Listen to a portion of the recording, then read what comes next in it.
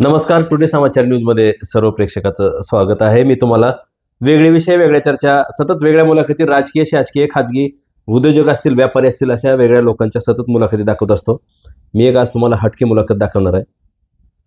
लातूरचे ज्येष्ठ पत्रकार यांचा वाढदिवस आहे आणि विशेष म्हणजे 70 वर्ष त्यांना पूर्ण झालेत. 71व्या वर्षात पदार्पण करणार आहेत आज आणि वाढदिवसानिमित्त त्यांची मी तुम्हाला विशेष मुलाखत दाखवणार आहे. विशेष म्हणजे त्यांचं वय 70 वर्ष पूर्ण झालं असताना सुद्धा ते 20, 22, 25 वर्षाच्या तरुणासारखं अख्खा महाराष्ट्र फिरतात. महाराष्ट्रच नाही, महाराष्ट्राच्या बाहेर सुद्धा फिरतात. आता मी त्यांची आज खास वाढदिवसानिमित्त मी तुम्हाला मुलाखत दाखवणार आहे. तुम्ही आत्ताच आमचं चॅनल सबस्क्राईब करा, म्हणजे तुम्हाला दररोज एक वेगळा विषय, वेगळ्या चर्चा, वेगळ्या मुलाखती, हटके विषय आज दाखवणार आहे. आणि खास विशेष वाढदिवसानिमित्त मी आज मुलाखत घेणार आहे. त्यांचं नाव आहे रामेश्वर बद्दर. ज्येष्ठ पत्रकार आपल्यासोबत आहेत. मराठवाडा नेताचे दैनिक आहे त्यांचं, मराठवाडा नेता, त्याचे संपादक आहेत ते स्वतः.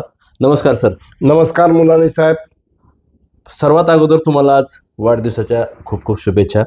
आज तुम्हाला 70 वर्ष पूर्ण झालेत. 71व्या वर्षामध्ये तुम्ही आज पदार्पण करताय. काय सांगाल बरं तुमचा परिचय, तुम्ही नेमकं कसा परिचय आहे तुमचा परिचय सांगा सुरुवातीला, त्याच्यानंतर मी तुम्हाला एक एक असे प्रश्न विचारणार आहे. थोडी माहिती सविस्तर आपण चर्चा करणार आहोत. मुलानी साहेब, तुम्ही मला खूप आवडता. मी तुमच्या प्रेमात पडलोय. आता सुदैवानं म्हणा, योगायोगानं आपण दोघं बी गडीत छावून, माझं वय जास्त आहे काय, तुमच्या प्रेमात का पडलोय? कारण तुमचा आत्मविश्वास, दुर्दम्य इच्छाशक्ती, कठोर परिश्रम आणि मला परिश्रम करणारे माणसं खूप आवडतात. धन्यवाद. की परिश्रमाची श्रम नाही वाटू द्यायची. मी फार वाईट दिवस बघितले. ह्या पत्रकारितेमध्ये लई अडचणी यायचा. तुम्हाला काय कोणी पत्र देऊन सांगितले का पेपर काढा म्हणून किंवा यूट्यूब काढा म्हणून? शेवटी आपल्याला ज्यात मानसिक समाधान मिळतं, आनंद मिळतं, आणि सगळ्याच गोष्टी पैशावर नसतात. पैशाशिवाय काही होत नाही हे जरी खरं असलं तरी आपण बऱ्याच गोष्टी या आपल्या कर्तृत्वानं, मी सडकावर होतो, तळ्यावर होतो, रोड कारकून होतो, बिल्डिंगमध्ये होतो, साहेबाच्या घरी झाडून काढायचं, पाणी भरायचं. साहेबाच्या घरी बिल्डिंगमध्ये असताना माझ्याकडं, मी त्यांच्या साहेबाच्या घरी, मला मास्टर डेलिव्हिजन्सवर होतो. तुमचं परिचय पूर्ण नाव सांगा ना. माझं नाव रामेश्वर गिरधारीलाल बद्दर. बरं. जन्मगाव रेणापूर. मी जातीनं मारवाडी ब्राह्मण. बरं. 23 जानेवारी 1955. मॅट्रिक 70ला झालो. शिक्षण रेणापूर. घरच्या परिस्थितीमुळं पुढची 4 वर्ष मी शिक्षण घेऊ शकलो नाही. कशी परिस्थिती तुमचं? म्हणजे तुम्हाला शेती वगैरे होती का? तुमचे वडील काय करायचे? आमचे वडील, गावठी शाळा होती. आमच्या वडिलांनी त्यांच्या मामाच्या मुलाचं आणि मुलीचं लग्न केलं आणि कर्जबाजारी झाले. आणि मग त्याची फळं आम्हाला, म्हणजे वाईट म्हणणार नाही, जमीन वगैरे नव्हती का? काही जमीन नव्हती नाही. मी लहानपणी मॅट्रिक पर्यंत रेणापूरला पुनपाळेच्या घरी रोज जेवायला जायचं. कोणाच्या? पुनपाळे, बद्रीनारायण पुनपाळे बामण म्हणून मला रोज जेवायला बोलवायचे. एक टाइम जेवण करायचं. पण त्यांचा मुलगा आणि मुलगी माझी वर्ग क्लासमेट आणि मुलगा हा मागं होता. तर आम्ही तिथंच जेवायचं, तिथंच अभ्यास करायचा आणि तिथंच राहायचं. म्हणजे मला लहानपणापासनं प्रेम करणारे, सहकार्य करणारे, मदत करणारे लोक भेटले. म्हणून मी नेहमी म्हणतोय, देवीचा रोगी कळवा आणि बक्षीस मिळवा जसं म्हणतात, तसं मला मदत न केलेला, मी मुरुडला चांडक म्हणून आहेत, आमचे रामविलास सोमानी, ज्यांनी मला लहानाचं मोठं केलं, रोड कारकून म्हणून ठेवलं, त्यांच्याकडं. आणि किती शिक्षण झालं तुमचं? माझं M.Com झालं. मी 70 मॅट्रिकला झालो. 1970ला 10वी झाली तुमची? मॅट्रिक 10वीला झाली. कुठं, कुण्या गावात झाली म्हणले? रेणापूरला, जिल्हा परिषद शाळेत. त्याच्यानंतर पुढचा प्रवास कसा? 4 वर्ष मी घरच्या आई वडील, बहीण, आजी ह्यांच्यासाठी मला काहीतरी कमवल्याशिवाय गत्यंतर नव्हतं. म्हणून मी बंडिंगमध्ये 3 रुपये, 72चा दुष्काळ, मी त्यावेळेस बंडिंगमध्ये होतो. बंडिंग म्हणजे ताली वगैरे जे असतात, आणि सुकडी, पुन्हा इथं जिवळीला होतो गावतळ्यावर, रुई, रामेश्वर, गांजूर, बोडका, पुन्हा काळ्याचं बोरगाव, ते तुमचं शिराळा ह्या रस्त्याचं दुबागणीचं काम, जिवळीचं गावतळं, म्हणजे मी असं फिरत मग लोक म्हणतात इतके दिवस टिकलं कसं नाही एक जागी. अहो परमनंट नव्हतो, तिच्यामुळे टिकलो नाही. 15 वर्ष झेडपी उस्मानाबादमध्ये मी रोड कारकून होतो, सडकवर आणि तळ्यावर. काय मग मंडिंगमध्ये त्याच्या अगोदर होतो, काही दिवस MEACB मध्ये होतो. MEACB मध्ये म्हणजे फ्यूज कॉल रजिस्टर मेंटेन करायचं. सकाळी उठलं की साहेबाच्या घरी पाणी भरायचं, भाजीपाला नेऊन द्यायचा. मंडिंगमध्ये तर मी नॉनव्हेज वगैरे खात नव्हतो, तर साहेबाला ते डॉक्टरनं अंडं खायला सांगितलं तर ती पाण्यात उकळून फोडून त्याला दुधात खाली वरी करून द्यायचं. स्वयंपाक करून खाऊ घालायचा. चपात्या येत नव्हत्या येड्या वाकड्या तर ती परोठा म्हणून खायचे. त्याच्यामुळं अशी मग आता नॉनव्हेज खाता का नाही? नाही नाही नाही म्हणजे अजून तुमचा जीव बाटलेला नाही. नाही खात होतो अगोदर. मुरारी बापूच्या कथेपासनं किल्लारीच्या भूकंपानंतर मी पूर्णतः शुद्ध शाकाहारी. अगोदर मग त्याच्यानंतर 10वीच्या नंतर तुम्ही 11वीला प्रवेश कुठे घेतला, 12वी कुठे केली, पुढचं शिक्षण कुठे 11वी घेतलं? PUC arts Basaveshwar college, first year Dayanand commerce college, 1 वर्ष वाङ्मय मंडळाचा अध्यक्ष, 1 वर्ष नियोजन मंडळाचा अध्यक्ष, 1 वर्ष गेम सेक्रेटरी, वादविवाद स्पर्धा, वक्तृत्व स्पर्धा भाग घ्यायचं. प्लॅनिंग फोरममध्ये असताना ऐतिहासिक career in banking, career in insurance, career in navy अशा प्रकारचं प्रदर्शन आणि व्याख्यानं ठेवले. ओरेटर असोसिएशनची स्थापना केली आणि मला प्राध्यापक चांगले भेटत गेले. वर्गमित्र मी नोकरी करत शिक्षण घेत असल्यामुळं पिरियड रेग्युलर करू शकत नव्हतो. वर्गमित्र घरी बोलवून घेऊन किंवा आमच्या रूमवर बसून आम्हाला हे कसं स्टॅटिस्टिकचं समजावून सांगायचे, इकॉनॉमिक्सचं समजावून सांगायचे आणि MCOM झालो. MCOM झाल्याने जालन्याला लेक्चरर 1 वर्ष मार्केटिंग अँड सेल्समनशिप ह्या ऑफिसला, तिथं इन्स्ट्रक्टर होतो. व्होकेशनल कोर्स निघालता. नंतर बारामतीला 1 वर्ष होतो. मग बारामतीची नोकरी का सोडली लेक्चररची, तर आमचे साडू फार श्रीमंत होते. मला जेवढा पगार तेवढा त्यांचा पॉकेट मनी. आणि मला उद्या 2 लॉंग टर्ममध्ये 2 बहिणी एका गावात तुमचा परिवाराचा परिचय कसा? तुम्हाला बहिणी किती, भाऊ किती? मला एक बहीण होती, ती वारून जवळजवळ 15-16 वर्ष झाले. 4 भाऊ, 1 भाऊ आपला, 3 भाऊ आहेत. तुम्ही किती नंबरचे? मी नंबर 1चा. सगळे वेगळे वेगळे राहतात. आणि मी माझं काय तुम्ही लग्न कधी केलं, पण कुठली सासरवाडी आहे? माझी खरोळा सासरवाडी आहे. 79ला मी लग्न केलं. MCOMची परीक्षा झाली. आमच्या सासऱ्याने म्हणजे पोरगं लय हुशार आहे, तेव्हा मी रोड कारकून होतो आणि ह्याचं भविष्य फार चांगलं आहे. आणि मग बायकोचा पायगुण म्हणा काय म्हणा, किती शिकल्यात आमच्या? ते नॉन मॅट्रिक आहेत. पण आपल्या सर्व पाप किंवा सगळ्या कृतीवर पांघरून वडर गल्लीत राहत होतो मी. मारवाडी बामण असताना जवळजवळ 7-8 वर्ष 10 बाय 10च्या खोलीत नवरा बायको आम्ही दोघं राहत होतो. इथं सावेवाडी म्हणून लातूरमध्ये. आणि आम्ही 3-3 महिने पगारी म्हणजे रूमचं भाडं देऊ शकत नव्हतो. लग्न झाल्यावर काय काम केलं तुम्ही? लग्न झाल्यावर मी लेक्चरर म्हणून जालन्याला लागलो, बारामतीला लागलो. पुन्हा काही दिवस ट्युशन क्लासेस घेत होतो मी इथं लातूरमध्ये. ट्युशन म्हणजे वरचे नाही, खालचे, 1ली, 2री, 3री, 4थी, 5वी, 6वी प्राथमिकचे ट्युशन क्लासेस घेतले. आणि कर्मधर्म संयोगानं पेपर सुरू केला. तिकडे कसं, तुम्ही इकडे कसं वळलात नेमकं पत्रकारिता क्षेत्रात? मला पत्रकारिता म्हणजे मी वेगवेगळ्या ॲक्टिव्हिटीमध्ये असल्यामुळं प्लॅनिंग फोरम, वाङ्मय मंडळ, मला असं वाटायचं की हे फार पवित्र, चांगलं, समाजाला दिशा देणारं क्षेत्र आहे. असा काय दुरून डोंगर साजरे म्हणण्याचं की माझी एक इमेज माझ्या मनात संकल्पना होती. मग अरविंद जोशी जे सोलापूरचे आहेत त्यांना मी म्हणलं मला एक पेपर काढायचा आहे, तुम्ही संपादक व्हा, फायनान्शियली मॅनेजमेंट मी बघतो. माझ्या पहिल्या अंकाला माझे जालन्याचे, बारामतीचे, बार्शी, लातूर सगळ्या ठिकाणच्या जाहिराती वगैरे भरपूर मिळाल्या. मी साप्ताहिक चालवणार होतो, पण जाहिरातीचा प्रतिसाद बघून दैनिक सुरू केलं. विनाखंडित 40 वर्ष दैनिक आज सुरू आहे. त्याला कसलाही अडचण नाही. पैसे नसताना समजा तुम्ही भेटलात मला आणि मला अडचण असली की मी तुम्हालाही पैसे मागतो, मला काही कमीपणा वाटत नाही. बरोबर आहे. आणि हौस राजाची नामणूक काय करायची म्हणतात ना, देशांमध्ये रुबाबात राहायचा नाद असल्यामुळं बऱ्याच वेळा काही समस्या निर्माण होतात. पण आपण काय म्हणतो, अशी काही एखादी समस्या झाली असेल की निर्माण काय? म्हणजे आर्थिक तर म्हणजे एखादा प्रसंग सांगा तसा. एक नाही अनेक प्रसंग आहेत.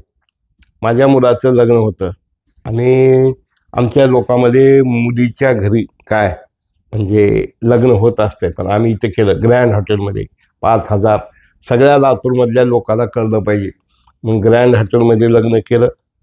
जवळजवळ ₹1.25 कोटी लग्नाचा खर्च कर्ज काढून करणारा माझ्या एवढा महाभाग कुणी नसेल. हाऊस देशमुखापेक्षा चांगलं लग्न झालं पाहिजे, एक जिद्द होती, ती केलं. आणि मग परतफेड 40 लाख रुपये 2% व्याजानं काढलेले कसं फेडणार? मग आपल्याला मुख्यमंत्री कोट्यातून मिळालेला फ्लॅट जी होता, कुठे मिळाला होता? पुण्याला मिळाला होता, 6 रूमचा विलासरावजींनी दिला होता. मग तो देऊन आपण किती रूमचा होता? 6 रूमचा. 6 रूम होते. हा, काय झालं त्यांनी मला एक फ्लॅट दिला आणि तो पुण्यामध्ये मुस्लिम वस्तीमध्ये होता आणि अर्धच बांधकाम होतं. साहेब म्हणलं का मला आमचं त्यांचं जमत नव्हतं मध्ये काही दिवस. साहेब म्हणजे काय मला मारावं म्हणजे राव काय म्हणलं इकडं सगळे मुस्लिम गल्लीमध्ये मला हा. ते मग मला भूषण गगराणी आयुक्त आहेत ना, त्यांचा फोन आला एकमतच्या ऑफिसमध्ये. मी बाजूला माझा पेपरचं ऑफिस. म्हणजे साहेब म्हणले तुमच्याकडे किती पैसे आहेत? म्हणलं का फ्लॅट घ्यायचा? मग कमी पडलेले साहेब देणार आहेत का तुम्ही देणार आहोत? सरळ फोनवरच विचारलं. तर नाही म्हणजे साहेब म्हणजे आता देऊन द्यायचा तर मोठ्यात मोठा द्या. 2 फ्लॅटचा 1 फ्लॅट करून मला दिला. मोफतच? मोफत नाही, पैसे होते ना मुख्यमंत्री कोट्यातनं. 5-6 लाख रुपयाला पडला ते काय. मग कसं आहे साहेब की माणसानं अंतरून बघून पाय पसरायला पाहिजे. पण आम्ही टाटा बिर्लाच्या लेकराचं कायम शानमध्ये रुबाबामध्ये काय घरात नाही दाना हवालदार म्हणा असं आम्हाला राहायची सवय असल्यामुळं स्वतः ओढवून घेतलेल्या अडचणी. आणि आता आजकाल तर मी मोठ्या लग्नात गेलो एखाद्या आणि लग्न जर भारी असेल तर मला वाटतंय मला हे मायबाप काय मूर्ख आहेत का, एवढा का खर्च करतेत? मग माझं दुसरं मन म्हणतंय अबे मूर्खा, तूच एवढा मूर्खपणा केलास, तुम्हीच खर्च केला स्वतः, तूच एवढा खर्च केला, लोकांना काय सांगतो बे हा. आणि शेवटी कसं आहे कुटुंब व्यवस्था दिवसेंदिवस उद्ध्वस्त होत चाललेली आहे. लोक सांगितलं सुनबाई नांदेडच्या. मुलं किती आहेत तुम्हाला? मला एकच मुलगा आहे सत्यजित. तो कनकदुर्गा पूजा सामग्रीचं दुकान त्यानं टाकलंय, ते चालवतोय. पत्रकारिता क्षेत्रात येणार नाही का तो? नाही, तो करतोय कधी म्हणजे लहर आली तर करतोय, पण माझी हुकुमशाही स्वभाव किंवा असं नाही असं त्याला आवडत नाही. मग तो मनात असलं तर एखाद्या वेळेस विश्लेषण करतोय आणि अभ्यास पूर्ण करतोय, पण नाही मला नाही करायचं. तर एक पोरगा म्हणून मी नेहमी म्हणतोय एक मुलाच्या बापाच्या व्यथा एक पुस्तक काढायचं, त्यामध्ये म्हणजे आणायचं का बाहेरचं? नाही, ह्याच्यामध्ये नाही यायचं त्याला बिलकुल. त्यानं काय मी माझं एकच म्हणणं आहे मुलांनी साहेब, देवानं मला इंटरव्ह्यू घेताना एखाद्या कार्यक्रमाची रिपोर्टिंग करताना असं बस कारण पडलाय, BP वाढलेला आहे, शुगर वाढलेला आहे, बायपास करावं लागलेलं आहे, त्याला काहीतरी करावं, असलं जगणं नाही येतं. हसते हसते काय आपलं गुड बाय करायची वेळ यावी. आता किती शाखा आहेत आपल्या पेपरचे ऑफिस किती आहेत? माझं नांदेडला ऑफिस आहे, उस्मानाबादला ऑफिस नाही होतं अगोदर, पण ते कावरे म्हणून आहे ते बघतात, हिंगोलीला बघतात, मध्ये बीडला ऑफिस होतं. पण काय होतंय सांगा मुलांनी साहेब, पत्रकार शिकारी आणि संपादक भिकारी. कसं काय म्हणता तुम्ही असं? की आजकाल समजा एक स्वामी तुमचे मित्र एक नेते आहेत, त्यांना ती म्हणला दिवाळी अंकाला एक जाहिरात द्या 10,000ची. मग ते माणूस काय म्हणतोय, स्वामी 10,000 म्हणजे तुला किती मिळणार आहे? 25% 2,500. अरे मग तुला मी 5,000 देतो ना, कशाला 10,000 की 1,000? तुझा बी फायदा माझा बी फायदा, तुला बी कामाला येतंय. मग आज बसू रात्री. मग त्याला बसूच्या नादामध्ये बसू म्हणजे खाओ पिओ काय ऐश करो. मग ते कार्यक्रम होऊन पत्रकार तुम्ही बघा जर प्रामाणिकपणे टीमच्या सगळ्या पत्रकारांनी साथ दिली काय तर पेपर दिवाळखोरीत अडचणीत येऊच शकत नाही. पण पत्रकार काय करतात, मग कधीतरी संपादक बोलतोय ही बातमी कशी नाही, ही बातमी कशी आली. एक गंमत, एक लोहामध्ये एक पत्रकार होता आणि मी काय केलं, दुसऱ्या पेपरला बघितलं मटक्याच्या बातम्या आणि म्हणलं पवार हे आपल्याकडे बातम्या कशा नाहीत का काय. नाही साहेब म्हणायचं आपल्याला हप्ता देते. हप्ता म्हणजे कुणाला देते, मी घेतो म्हणायचं. 2 मटकेवर एकूण 500 रुपये 500 रुपये महिना. म्हणजे असे अनेक कुटाने. एक तर फार इंटरेस्टिंग किस्सा आहे. एक मित्र आमचे एक्सपायर झाले, नाव सांगणार नाही मी. बर. त्या मोठ्या पेपरला बातमी, एक मांजरा डॅमचं गेट फुटलं आणि गेट फुटलं तर पाणी वाहून गेलं. अधिकाऱ्याने इथल्या पत्रकाराला 1 लाख रुपये दिले. मग जनता फार हुशार आहे, त्यांनी अंबाजोगाईला गेले, बातमी दिली. सकाळच्या ऑफिसमधून त्या पोरानं फोन केला आणि म्हणे काय 1 लाख रुपये तुम्ही घेतला वगैरे. नाही साहेब नाही साहेब. त्याला नोकरीहून काढलं. त्या कार्यक्रमाच्या वेळेस 36 पत्रकार, किती 36 महाराष्ट्रातले 36 पत्रकार हे at a time GPF PPF सहित त्यांना सेंड ऑफ दिला. म्हणजे मालकानं काय फाशी घेऊन मरावं काय. ठीक आहे, पगारी वाढवून दिल्या पाहिजे, सन्मान दिला पाहिजे. पण समजा रामेश्वरबद्दल गवळीला 1100 रुपये रोज देतात. उद्या तुम्ही म्हणता मी 2000 देतो. गवळी विचार करत नाही आमचा, म्हणजे गवळी तसा नाही आमचा, पण एक उदाहरण म्हणून सांगतोय की समोर गवळी आहेत म्हणून. की शेवटी पेपर जगला. आता तुम्ही मुलाखती घेता, छाप म्हणजे दाखवता, काय शिल्लक राहते, एक मानसिक समाधान. बरोबर. जॅकेट घालायचं, लोकांपुढे जायचं, मी मुलांनी बोलतोय उस्मानाबादहून सगळ्यात मोठं चॅनल. अरे होय रे बाबा, बायको लेकरासाठी आपण काही करू शकतो का. बरोबर आहे, मुद्दा महत्वाचा आहे. सगळ्यात महत्वाचा, घरी आपण जेव्हा जातो आणि आपले होम मिनिस्टर आपल्याला विचारतात, आपले आई वडील आपल्याला विचारतात कहाँ गए थे, क्या करे, क्या लाए. गए थे लातूर, पेट्रोल के जेब में से गए सो 10-20 हजार डाल क्या है और क्या है, कुछ भी नहीं देतो बोले. म्हणजे ही जी प्रवृत्ती आहे ना साहेब, आता हे चॅनल तुम्ही स्वतः करता, मोठे मोठे चॅनल, मोठे मोठे पेपर. अहो तुम्हाला मी सांगतो, बऱ्याच पत्रकार, मी तर बऱ्याच वेळा असं म्हणतोय, भ्रष्टाचारी नसलेला पत्रकार कळवा, मालकाची गद्दारी न करणारा पत्रकार कळवा आणि त्याला लाख रुपये बक्षीस मिळवा. म्हणजे एक काळ होता, जीवनधर शरकर पत्रकार होते 25 पेपरचे. आता मुलांनी आनंदनगरीमध्ये आहेत, उद्या सकाळमध्ये जातात, पुन्हा तिकडं जातात. अरे का मला फोन येतात, साहेब मला तुमच्याकडे काम करायचं आहे. मला अनुभव, हा मी करत होतो की एकमतला. मग नाही म्हणजे साहेब ते आपल्याला आवडणार. म्हणजे त्यांचं देणं किती आहे काय. नाही साहेब जास्त नाही, 1 लाख रुपयाची बिलं बाकी आहेत.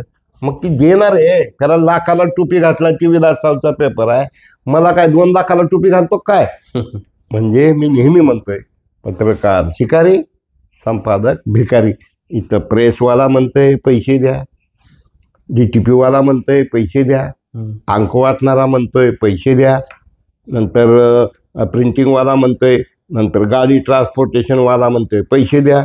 आणि पैसे नाही दिले की ते म्हणते मी DTP करत नाही. अंक वाटणारे म्हणतात मी अंक वाटत नाही. मग प्रेसवाले म्हणतात कागदशाही नाही. मी काही दिवस हँड कंपोज करत होतो. काय साहेब तुम्हाला खोटं नाही सांगत, मी पेपर हँड कंपोज करून तपासून तिथंच झोपायचं, सकाळी पेपर छापून. तुम्ही ज्यावेळेस पेपर काढला त्यावेळेस किती पत्रकार होते शहरात?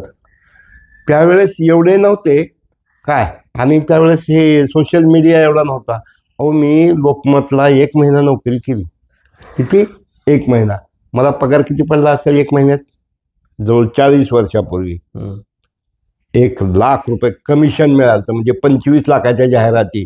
DN पाटील, आंबा साखर कारखाना, आपले गोरे दादा त्यावेळेस. हा 1 लाख कमिशन. मी बसायचंच नाही. पेरणा कारखाना, अंबाजोगाई कारखाना, किल्लारी कारखाना, आणि जय जवान निघाला होता तेव्हा. तर ह्या सगळ्या कारखान्याच्या त्या जाहिराती असायच्या. कारखान्यासाठी म्हणजे हे मटेरियल खरेदी करणं आहे वगैरे, जो अर्ध पान असायची. पुन्हा बॉयलर प्रदीपनला वगैरे मोठ्या मोठ्या जाहिराती असायच्या. गळीत हंगामाच्या मोठ्या मोठ्या जाहिराती असायच्या. दिवसेंदिवस जाहिरातीला फार मोठ्या प्रमाणात कात्री बसत चालली आहे.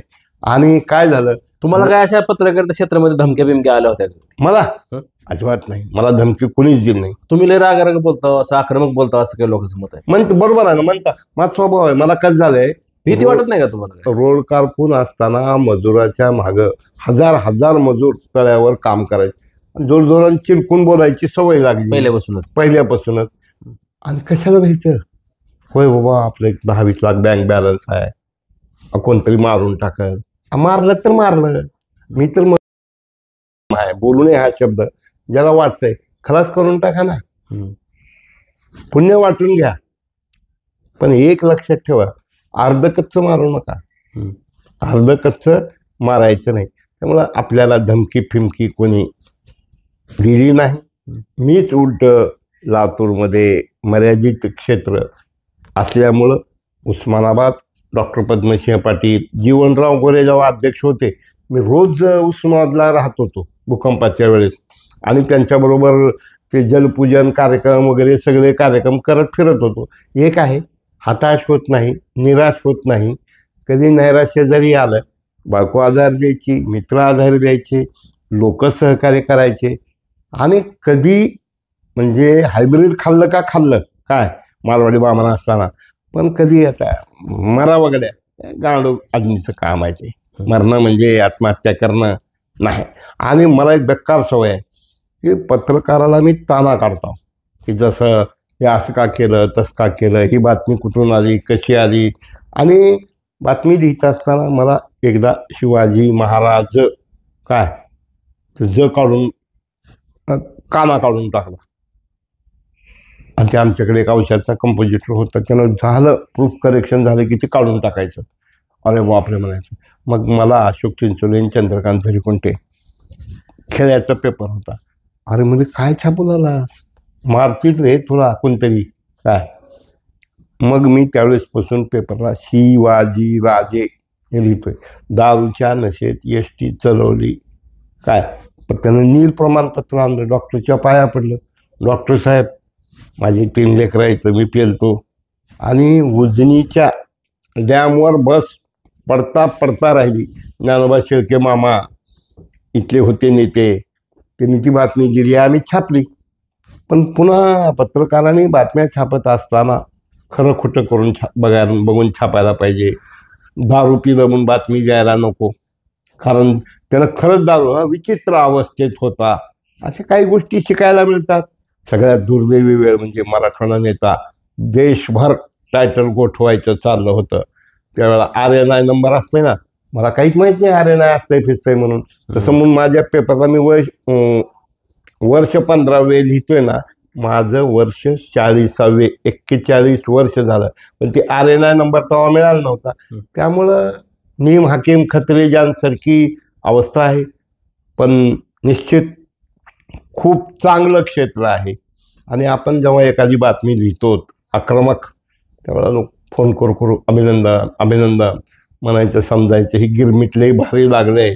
कारण लोक अभिनंदन करतात. मी नेहमी म्हणतो, जेवढे पुरस्कार जास्त तेवढा तिरस्कार जास्त. बरोबर. कारण लोकांना बघवतच नाही. आणि माजी मंत्री स्वर्गीय किशनराव देशमुख म्हणले, दैनिक चालवणं म्हणजे कसं आहे की सुतळीनं वाघ बांधून दारात ठेवायचा. त्या वाघाला उपाशी असले की येऊन कधी मालकाला गिळू शकते. तसं पत्रकारितेचं क्षेत्र आहे. पटापट पत्रकार, कॅमेरामन हे ते इकडून तिकडं त्यांना जगायचं आहे ना. त्यांना काय करायचं आहे, तुम्ही पैसे देणं होत नाही तर करू नका. त्यांनी कशाला म्हणजे तुमच्यापाशी उपाशी मरत बसतील. पण या सर्व गोष्टीमध्ये माझी होम मिनिस्टर सुशीला उर्फ कविता भरपूर साथ दिली. मला सांगा, तुमचं 70 वर्ष वय झालंय, आता 71 वर्षात प्रवेश करणार आहेत. तुमच्या जीवनातला आनंदी प्रसंग कोणता सांगा? माझ्या जीवनात अनेक आनंदी प्रसंग आहेत. म्हणून मी जिवंत आहे, मी अजून तरुण आहे. लोक म्हणते 70. मला अनेकदा अरे काय बातमी लिहिली राव, किंवा मी आता इथं ह्याला होतो भीमाशंकर ज्योतिर्लिंगाला, पुण्यावरनं अंक छापून भीमाशंकरला येत होता. मग तिथं करायचं की यार आपण इथं पेपर आपण देतो, की असे आनंदाचे एवढे प्रसंग आहेत. मी सांगतो तुम्हाला, हरिश्चंद्र बिराजदार पैलवान यांचं निधन झालं आणि मला अशोक पैलवान अशोक आणि आमच्या वैजनाथ दादाचं पोरग ह्यांनी त्या पैलवानाची काही माहिती वगैरे दिली. मी 10,000 अंक घेऊन गेलो अंत्यविधीला वाटायला. आणि गुलाबराव पाटील क्रीडा राज्यमंत्री होते, मला आधी आठवते, ते मला ओळखत नाहीत, पण श्रद्धांजलीच्या सभेत कोणी अभिनंदन करते का? त्यांनी डोक्यात असं पेपर घेऊन अंत्ययात्रेत चलत होते काय, आणि म्हणजे की ह्या संपादकाचं अभिनंदन करतो, कोण आहे कुठं आहे काय नाही. तसंच रोडेसरच्या एका कार्यक्रमात त्यांचे 8 लेख छापले होते. अखिल भारतीय साहित्य संमेलनाचे अध्यक्ष सबनीस त्यांनी माझं अभिनंदन केलं.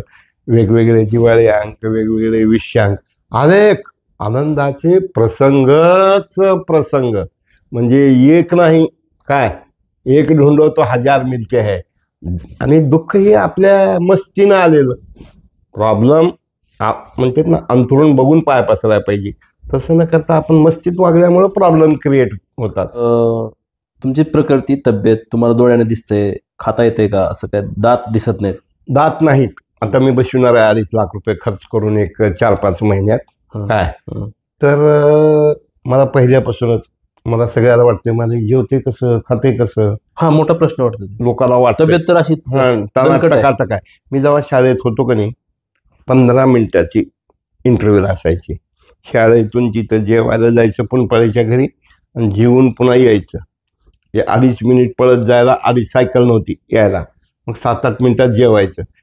भाकरी तुटली की लगेच. मी पहिल्यापासून मला आठवत नाही मी कधी चावून जेवलोय किंवा 1 घास 32दा चावायचा कधीच नाही. त्याच्यामुळं दात नाहीत. लोकांना काळजी पडते, माझे खाते कसं, ह्याला पचन होते कसं, कधीही अपचनाची शिकायत नाही. एक आहे इथं आमचे किरण पाटील म्हणून निसर्गोपचार तज्ज्ञ आहेत, त्यांच्याकडे ट्रीटमेंट घेतोय. मसाज करणारे त्यांच्याकडून घेतोय. BP शुगर काय म्हणजे ते राहणारच, कारण ताणतणावात आर्थिक अडचणी असल्या की ताणतणाव येतोय. आणि मी काय म्हणतोय, होतं काय चाललं आहे ना, फक्त देवाला एकच म्हणणं आहे मुलांनी साहेब, की आपल्याला दैनिकाला अडचणी येणारच आहेत, आल्याच पाहिजेत. तर आपण डोकं ठिकाणावर ठेवून राहतो किंवा आपण निर्भीडता देतो. मला एका कार्यक्रमात दिलीपरावजी देशमुख दिवाळी अंकाच्या प्रकाशनाला आले होते. जेव्हा बद्दरजी रात्री बसतात अग्रलेख लिहायला आणि पैसे नसले की आमच्यावर सप चापकाचे वार करतात. कसं आहे, संवेदनशील नेते हे संवेदन शून्य होत चाललेले आहेत. आणि बापाच्या जीवावर सोन्याचा चमचा घेऊन जन्मलेले, त्यांच्याकडे देना बँकच नाही, फक्त खाना बँक आणि लेना बँक. त्याच्यामुळं अडचणी येतात, पण आपण जर मेहनत घेतली आपल्याला अडचणी फिडचणी येत नाही. मेहनत घ्यायची, मग काय करायचं, दंडबैठका मारायच्या का नाही, चला फिरायचं.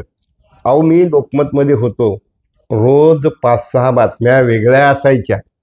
स्टँडवर जायचं, का मामा कुण्या गावचे, काय चाललंय काय नाही, राम राम. आणि रोड कारकून असल्यामुळं खेड्यापाड्यातल्या लोकांना बोलायचं.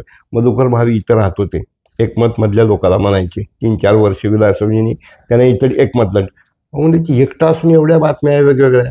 नाद आहे.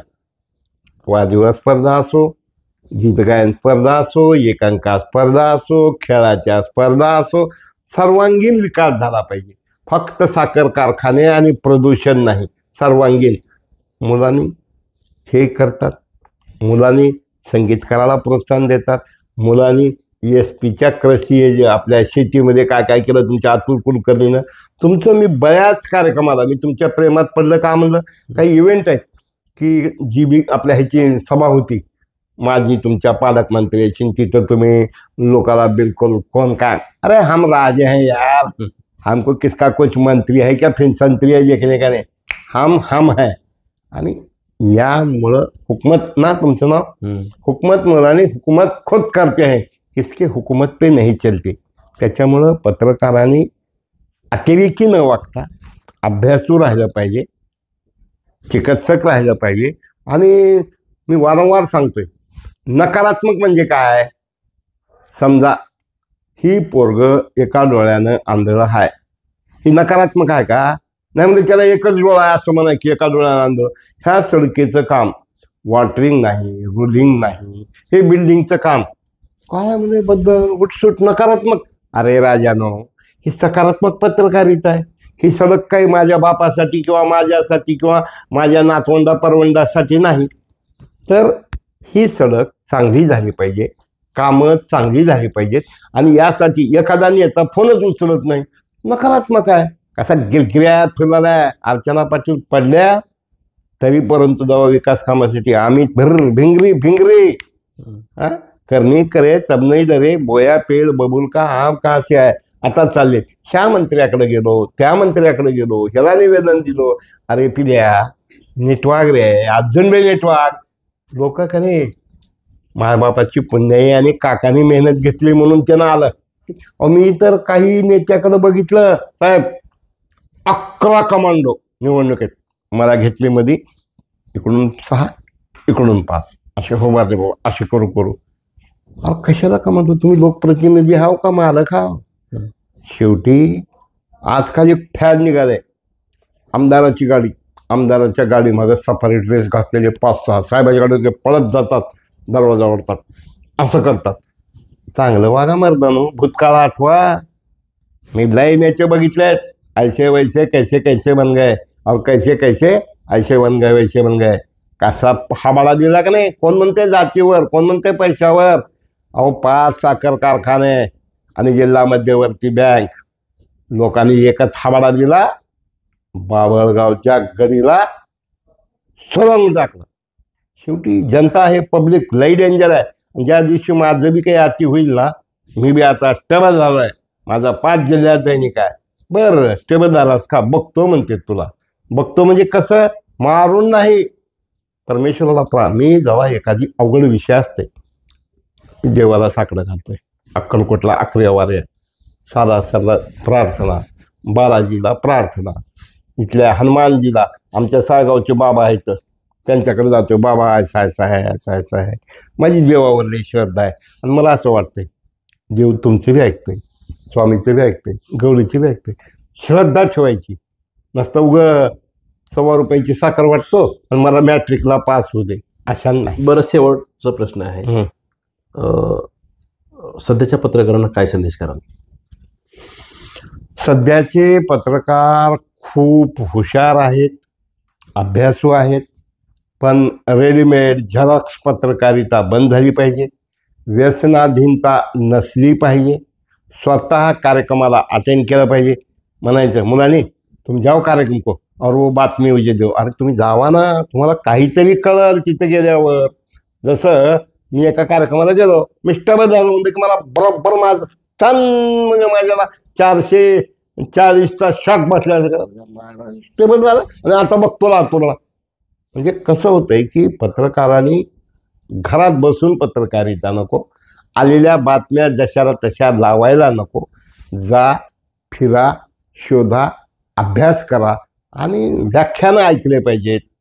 टी व्हीवरचे माझा कट्टा असेल, अजून एखाद्या नेत्याचं कुठल्या विषयावरचं अहो शरद पवार आहे का, तुम्ही नंतर हे बी ऐका की आपलं जरांगे पाटील ऐका, धस ऐका, काय बोलतोय धस, विनोद बुद्धी आका, कसला शब्द हुडकून काढला. आम्ही लहानपणी शेण गोळा करत होतो, उडवा घरी आम्ही लोकांच्या शेतात, ते असं शेण गोळा करायचं. आका का बोका, लक्ष्मी ठोका, हाय का भोक, नाही ठोक म्हणायचं. मग ते असे गोळ्याचं शेणाचं करायचं. म्हणून पत्रकारांनी चिकित्सक राहिलं पाहिजे, अभ्यासू राहिलं पाहिजे. विषयांतर नाही केलं, कोणतरी काहीतरी वेगळा शब्द देतोय. अण्णा हजारे काय केलं, किती लोकांना त्यांनी धक्क्यात, इथं त्याच अण्णा हजारे. इथं मी म्हणलं होतं अण्णा तुम्ही जरा हे विलासावच्या भ्रष्टाचाराचं उचला हो. ते म्हणजे तुम्ही उचला. म्हणलं अण्णा मी भ्रष्ट आहे, कॅमेरा चालू आहे, हे बीपी माझ्यावर आलाय, माझा चेहरा न दाखवता, कारण माझ्या चेहऱ्यामुळे माझी प्रसिद्धी होते. मग ते दुसऱ्या दिवशी अण्णाजवळ आले. आम्ही पान छापायचं अण्णाचं, दिल्लीमधलं आंदोलन 4 पान छापायचे महाराष्ट्रभर देशभर. पण काय होतंय की दुर्दैवानं अतिप्रसिद्धी झाली, अति हव्यास झाला, अति पैसा झाला, अति सत्ता झाली. मग फायदेला फोन ठेवता काय? चहापेक्षा किटली गरम म्हणल्यासारखं पिये लोक असतात ना, ते काय करतात, साहेब बिजी आहेत, साहेब काहीच नसतंय. मी एकदा मुंडे साहेबाकडे गेलो, तिथे एक पिये होता, ती बूट घालून तुमच्या सकाळ भारी बूट फिरायचा. सगळे मोठे मोठे माणसं बाहेर, साहेब मध्ये आहेत, साहेब बिजी आहेत. आणि काय बिजी आहेत का फिजी आहेत. आणि बसलेलं 2 घंटे झालं तिथं. ते रमेश कराड म्हणून तिथला एक आहे दुसरा भातचा साहेबाचा, मग ती चहा पेत बसले, पुन्हा काहीच नाही. मायला म्हणलं की नितीन गडकरी म्हणले चहापेक्षा किटली गरम. म्हणून पत्रकारांनी पत्रकारासारखं जगलं पाहिजे. आपल्याला एखादी गोष्ट नाही पटली, जाऊन सांगा, समझ कर समझ को समझो, लाख समजाया वो ना समजा वो मेरे समझ में बेसमझ है. आणि शेवटी रिस्क घ्यायला शिकलं पाहिजे. हे असं छापलं तर कसं होईल, तुम्ही स्टेबलवर लईच बोलला राव, का करणार आहो. आणि आम्हाला तुम्ही काय करणार की ते वरचं बसलाय ठ्या म्हणून एकच देतंय. होत्याचं नव्हतं आणि नव्हत्याचं होतं करायला वेळ लागत नाही. म्हणून पत्रकारांनो, निर्भयपणानं, निर्व्यसनीपणानं, आणि जाहिराती मागणं म्हणजे खंडणी मागणं नाही, पैसे मागणं नाही, आणि काही जणाची नाही मनाची वाटू द्या. आणि साहेब, या निवडणुकीमध्ये पत्रकाराचे बेहाल झाले. पण नेता विचारणार, कारण कुणी बी जाऊ राहिले, यूट्यूबवालं, फेसबुकवालं. मग ऐकलेलं असतं, आता स्वामी जसं ऐकू राहिले, 5 लाखाचं पॅकेज द्यावं लागते. तुम्ही काय करणार 5 लाखात? आम्ही तुमची रोज रिपोर्टिंग करणार. बरं, मग काय करणार? किती आहेत तुमचे व्ह्यूज? आमचे व्ह्यूज 50, 60, सबस्क्राईब 5. म्हणजे ह्याच्यामुळं अशी दयनीय अवस्था झाली की पत्रकाराला भाकर नको कुत्रावर. त्याच्यामुळं तुम्ही तुमचं सर्क्युलेशन असलं पाहिजे. तुमचे जसे आज तुमचे 1 लाख किती 28,000 1,28,000 सबस्क्रायबर आहेत. तुम्ही धाडशी आहात, तुम्ही घुसता. मी तुम्हाला बऱ्याच वेळा विचारतो, काय करू हो सांगा, काय करू हो सांगा. आणि सकारात्मकता लक्षात घ्या की तुमच्या वागण्यात, बोलण्यात, जात पात, गरीब श्रीमंत, माझ्या तुम्ही 2-3दा मुलाखती घेतल्या आणि काही अपेक्षा नाही. आणि शेवटी कसं आहे, साथी हात बळाना, एक अकेला थक जाएगा, मिलकर बोझ उठाना. पत्रकारांनी सहकार्याची भूमिका ठेवावी, पण शिकारी करण्यासाठी नसावी, असा संदेश. आणि सगळ्यात महत्त्वाचं, दारूपासून लांब राहा. कारण एकदा बाटलीत ओतलेलं पोटात गेलं की आपला ताबा आपल्यावर राहत नाही. आणि आपल्यावर ताबा नसला की समोरचा माणूस तो आपल्यावर ताबा घेतो. म्हणून पत्रकारांना खूप चांगले दिवस आहेत. किती बी निघू द्या, यूट्यूब, फेसबुक, पेपर, काही बी, तुमचं मेहनत पाहिजे असं मला वाटतंय. तुम्हाला कोणाला संपर्क जर करायचा असेल तर तुमचा नंबर सांगा. माझा मोबाईल नंबर आहे 9890399999. माझा व्हॉट्सअप नंबर आहे 940 50 41 685. मुलानी साहेब, तुम्ही धाराशिवून आलात, माझी मुलाखत घेतलात. मी काही आमदार नाही, खासदार नाही, कारखानदार नाही, पण तुम्ही माझ्यावर अंतःकरणापासून प्रेम करता. काही चुकत असेल, लोक बोलत असतील, माझा आवाज मोठा आहे, मी दटावून बोलत नाही, दाब टाकणं नाही. सडकवर तळ्यावरची माहिती जास्त असल्यामुळे तिथल्या बातम्या जास्त असतात. लोक म्हणतात 82 मध्ये पैसे खातोय. अरे पैसे कसं खाईन मी, आणि जगन का पैसे खाल्ल्यावर? भाकरी खातोय काय, लोक पैसे खाते म्हणतात लोक. कुणी बी काही बी म्हणते ना, कुणाला म्हणत नाहीत. पत्रकार दिसला की नेते म्हणतात गाडी तिकडून घ्यायच्या मायाला आलो बघा. अहो, मला एकदा आठवतंय, परभणीला एक मोठा संपत्रकार आहे आता तो काय, तर म्हणजे गाडीत निघाले, ही तमाशा बघायला चालले होते. दुर्दैवान ते मुख्यमंत्र्याच्या PA होतं. मग आम्ही बसलो होतो गाडीत तिथं. मला आलं की कुत्र म्हणजे आता ह्याला पैसे द्यावे लागतील, गाडी फिरवा. काही लोकांचा दबदबा असते साहेब, आणि त्यांनी चलवितात. मुलांनी बद्दल की झाडकीपत्ती त्यांच्या पुढं, त्यांचे पेपर मोठे, मालकाचे तोटे. पण ह्या पत्रकार मात्र लई मोठे होते. तर पुण्या पेपरची पुण्यनगरी, लोकमत, जे रुबाब करतात ना पेपरच्या नावावर, महाराष्ट्र टाइम्स, लोकसत्ता, मी त्यांना म्हणतो एकदा इंद्रधनू काढा पेपर आणि बघा माईचं दूध आठवतंय. म्हणायचे बद्दल असंच करतंय बद्दल. आता अगोदर लई नाव ठेवायचे, आता सगळ्याच्या दात खेळा बसल्या. तरीही बोलत असतील, कारण मी स्टेबल म्हणणार नाही. पुन्हा बोलतात, बोलल्या किती बी दिलं तर कमीच आहे. काय बराशे मारून देतो का म्हणतो मी. अरे बाबा, तुम्हाला प्रसिद्धी किती बी दिलं तर कमीच आहे, असं एकंदरीत आहे. आता ह्याच्यामुळं ऐकणाऱ्याला राग आला तर आला, जा उलट.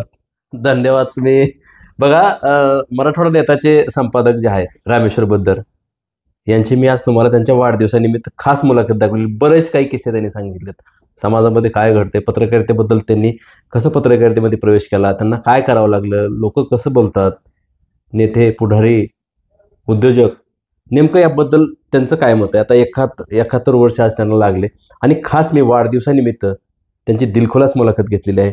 तुम्हाला कशी वाटली मुलाखत नक्की कळवा. असे वेगळे विषय, वेगळ्या चर्चा असतील तर खाली माझा स्क्रीनवर नंबर दिलेला, आणि बद्दर सरांना कॉल करायचा असेल तर मी सुरुवातीला बद्दर सरांचा नंबर स्क्रीनवर दाखवलेला, तुम्ही त्यांना थेट संपर्क करून त्यांच्याशी थेट बोलू शकता. आणि आमचं चॅनल जर सबस्क्राईब केलं नसेल तर आताच चॅनलला सबस्क्राईब करा, लाईक करा आणि शेअर करा. मी हुकमत मुलानी, लातूर.